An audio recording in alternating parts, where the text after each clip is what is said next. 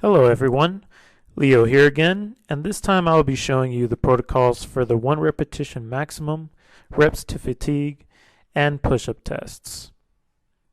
In the 1 repetition maximum, the person has to lift their maximum amount of weight one time with good form.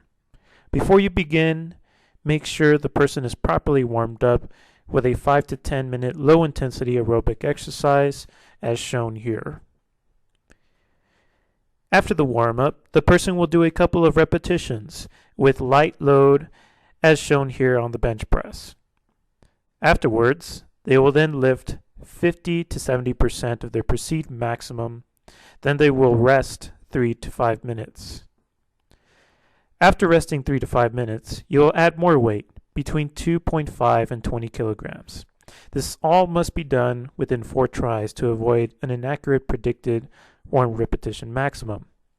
During the 1 repetition maximum, the person must also be unassisted while lifting the weight, and spotter must be present for safety precautions. Afterwards, you can then calculate the strength to weight ratio, which is determined by the amount of weight they pushed divided by their body weight. This is used to compare people that may be of different sizes. Here is a sample equation. After calculating their strength to weight ratio, they will then be categorized according to their age and gender.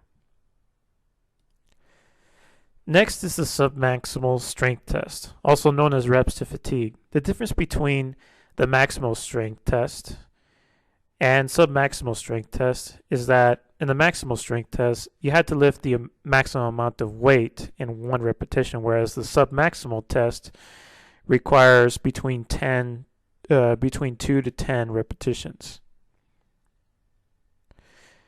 The times you want to use this test is when you are working with people that are elderly, adolescents, or people that are just not used to strength training.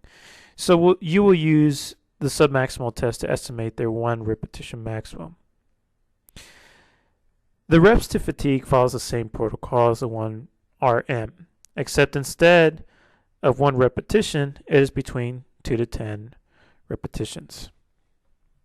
Here's a sample equation for the reps to fatigue in predicting the 1 repetition maximum.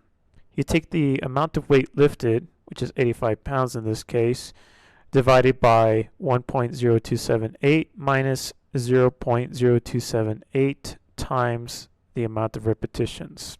Make sure to follow the order of operations by multiplying first and then getting your predicted 1 repetition maximum, which is 97 in this case.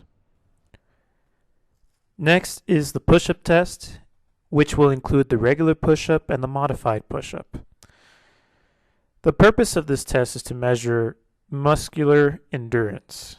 When performing the push-up test, make sure that the person's back is completely straight, that they don't sink their hips and lift up their hips too much. When they go down, make sure that their stomachs do not touch the floor.